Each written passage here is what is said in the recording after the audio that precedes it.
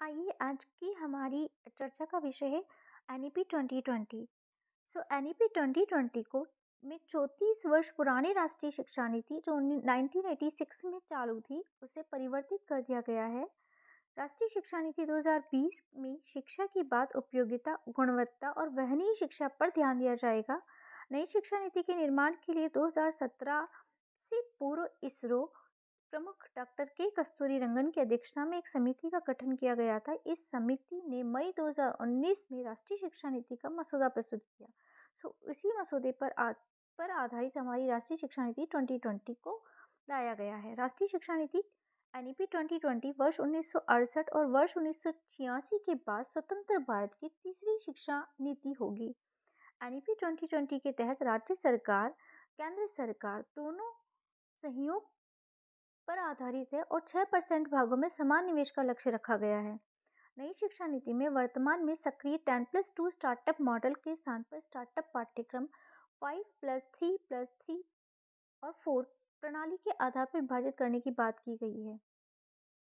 तकनीकी शिक्षा भाषाई लीडरशिप को दूर करने के लिए छात्रों के लिए शिक्षा को सुविधाजनक बनाने के लिए तकनीकी शिक्षा के प्रयोग को बढ़ावा देने की बात की गई है। नई शिक्षा नीति में नवाचार को बढ़ाने की बात की गई है।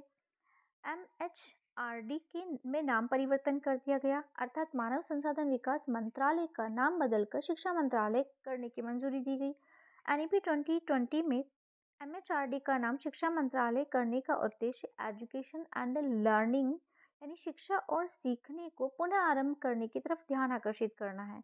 प्रारंभिक शिक्षा की बात की जाए तो 3 वर्ष से लेकर 8 वर्ष तक की आयु के बच्चों के लिए स्टार्टअप पाठ्यक्रम रखे गए हैं। जैसे 3 से 6 वर्ष की आयु के बच्चों के लिए आंगनवाड़ी, बाल वाटिका, प्री स्कूल के माध्यम से निःशुल्क और सुरक्षित और गुणवत्तापूर्ण शिक्षा की बात की गई है। इसके लिए ECCE यानी व्यावसायिक सुरक्षा की बात की गई है। 6 से 8 वर्ष तक के बच्चों के लिए प्राथमिक शिक्षा कक्षा 1 और कक्षा 2 को शिक्षा प्रदान की जाएगी। प्रारंभिक शिक्षा को बहुशास्त्रीय खेल और चित्रण आधारित बनाने की प्राथमिकता पर बल दिया गया है।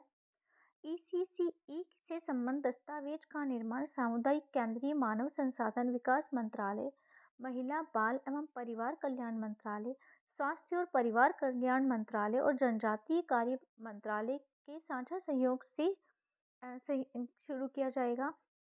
बुनियादी मंदिर और संख्यात्मक ज्ञान एक राष्ट्रीय मिशन पर आधारित है। 2025 तक प्राथमिक कोचिंग में कक्षा 3 तक के सभी बच्चों में दर्शन और संख्यात्मक ज्ञान प्राप्त करने की योजना तैयार की गई है। भाषाई विविधता को बढ़ावा और संरक्षण देने की बात की गई है। एनईपी 2020 में कक्षा 5 तक के लिए स्थानीय और मातृभाषा में क्षेत्रीय भाषा को शिक्षा के माध्यम के रूप में अपनाने पर बल दिया गया है। कक्षा 8 तक मातृभाषा में शिक्षा के लिए आगे की नीति दी गई है। छात्रों के लिए संस्कृत और अन्य प्राचीन भारतीय समुद्र तटों का विकल्प उपलब्ध होगा, लेकिन किसी भी छात्र के लिए चुनाव की कोई सीमा नहीं होगी। यहाँ बधिर छात्रों के लिए राज्य स्तर पर पाठ्य सामग्री विकसित की जाएगी। इसके लिए भारतीय सांकेतिक भाषा ISL को पूरे देश में मानकीकृत किया जाएगा। एनईपी 2020 के तहत भारतीय समुद्री तट के संरक्षण और विकास के लिए भारतीय अनुवाद और व्याख्या संस्थान की स्थापना की जाएगी, जैसे IITI यानी फारसी, पाली और प्राकृत के लिए राष्ट्रीय संस्थान की स्थापना की जाएगी। मातृभाषा और स्थानीय भाषा को बढ़ावा देने की सिफारिश की गई है। पाठ्यक्रम और आकलन से जुड़ी सलाह में एनईपी 2020 में ऐसे पाठ्यक्रम और अध्यापन प्रणाली के विकास पर बल दिया गया है जिसके तहत छात्रों को 21वीं सदी के कौशल के विकास, अनुभव आधारित शिक्षण और अभ्यास पर विशेष ध्यान दिया जाएगा। इस नीति में प्रस्तावित सुधारों के अनुसार कला और विज्ञान, व्यावसायिक विषय एवं पाठ्यक्रम पाठ्यचर्या के बीच बहुत अधिक अंतर नहीं होगा। कक्षा 6 से ही इंटर्नशिप की व्यवस्था की जाएगी और व्यावसायिक शिक्षा को शामिल किया जाएगा। राष्ट्रीय स्टार्टअप अनुसंधान और प्रशिक्षण परिषद यानी national council of education research and training NCERT द्वारा स्कूली शिक्षा के लिए राष्ट्रीय पाठ्यक्रम अध्ययन curricular framework for school education 2020 तैयार किया जाएगा। एनईपी 2020 में तार्किक क्षमता एवं शास्त्रीय स्पष्टता के मापन की सिफारिश की गई है। कक्षा 3, 5 और 8 के लिए दर्शनीय स्थलों की यात्रा में भाग तथा की बात की गई है। कक्षा 10 और कक्षा 12 की परीक्षा में बदलाव के लिए सेमेस्टर पद्धति को और बहुविकल्पीय प्रश्नों में सुधार की बात की गई है। छात्रों की प्रगति के आकलन के लिए परख नामक नए राष्ट्रीय मूल्यांकन केंद्र की स्थापना की जाएगी तथा छात्रों के लिए कृत्रिम बुद्धिमत्ता यानी आर्टिफिशियल इंटेलिजेंस एआई पर आधारित सॉफ्टवेयर के प्रयोग की बात की गई है। शिक्षण प्रणाली में सुधार की बात करें तो यहाँ पर कार्य प्रदर्शन के आधार पर कार्य किया जाएगा। राष्ट्रीय शिक्षक शिक्षा परिषद वर्ष 2022 तक शिक्षकों के लिए राष्ट्रीय व्यावसायिक मानक तैयार करेगा। अध्यापक शिक्षा राष्ट्रीय पाठ्यचर्या की अवधारणा पर ध्यान दिया जाएगा। वर्ष 2030 तक अध्यापन के लिए न्यूनतम डिग्री योग्यता 4 वर्षीय बीएड की डिग्री होना अनिवार्य होगा।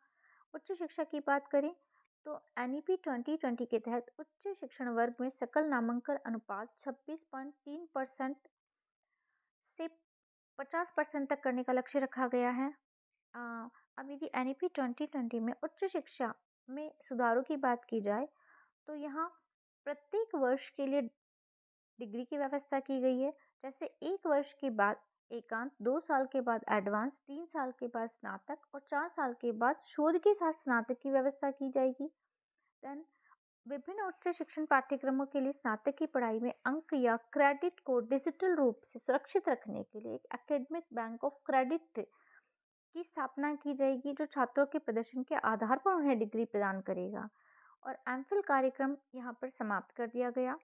भारतीय उच्च शिक्षा आयोग की बात करें, उच्च शिक्षा के क्षेत्र में एक एकल निकाय के रूप में भारत उच्च शिक्षा आयोग का गठन करेगा, जहां HECI के प्रभावशाली और परीक्षण पर ध्यान दिया जाएगा। स्कूली शिक्षा मानक योग्यता, वित्त पोषण और प्रत्यायन, इन नए निकायों की स्थापना की जाएगी। यदि 15 वर्षों के सहयोगियों की संबद्धता समाप्त हो जाए तो देन एक चरणबद्ध प्रणाली की स्थापना के लिए प्रस्ताव देने का मौका मिलेगा। Thank you so much.